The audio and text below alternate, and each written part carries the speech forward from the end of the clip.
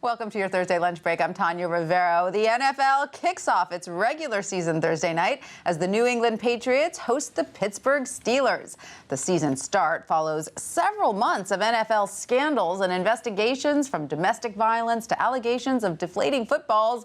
But despite it all, sponsors continue to pour money into the NFL.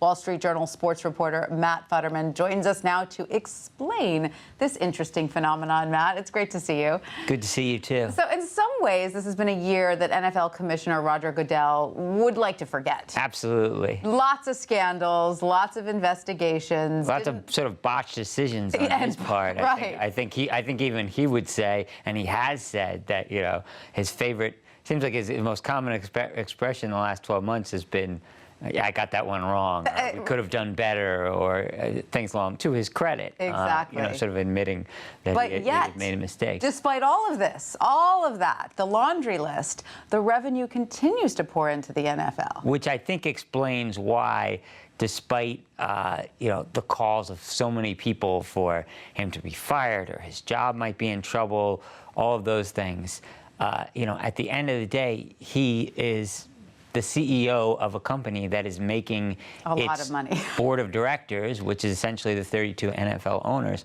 a tremendous amount of money, and he gets paid for performance. And revenue is even up this year, is that right? Absolutely, yeah. I mean, revenue is going to be about $12 billion this year, which, if you think about it, you know, just a few years ago, we were talking about a league that was, you know, a $9 billion league. So it's really up by a third. We know there's a lot of sort of new media deals that have gotten a lot of attention, but who are the really big sponsors?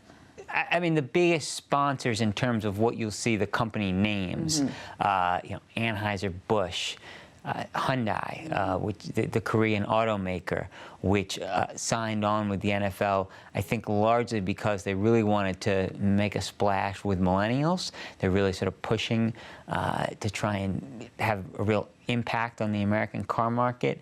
And the NFL is still, it's a way to announce yourself. If you're an official NFL sponsor, you're sort of in the big time automatically. It's expensive, but it's a way to announce yourself. This is America's favorite sports league, right? Now, how is all of this sort of new money getting trickled down, if you will, to the teams? Well, the media money, the television contracts, and the sponsorship money, that's all shared. That's national money. And the brilliance of the NFL, from, you know, going back to the early 1960s, was the decision to share evenly the network television money.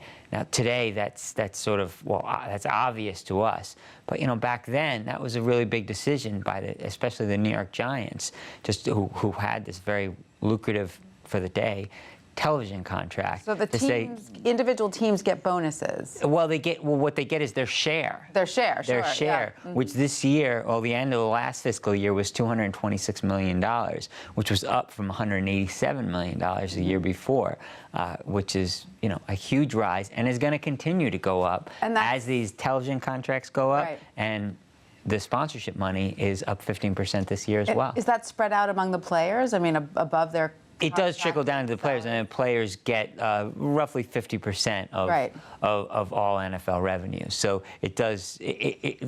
Everyone, the rising tide raises all boats. Right. Yes. Okay, great. So we know that there's been a lot of obvious sort of social media buzz about the NFL. Not all of it good, clearly, because of all of these scandals we talked about earlier. But it seems that that hasn't affected fan loyalty. I think what you saw was last season, when you had the domestic abuse problems, when the league was seen as being very lax on players who had beat up their wives, players who had, in Adrian Peterson's case, had abused his child. When the league was seen as being lax on that, things really dipped.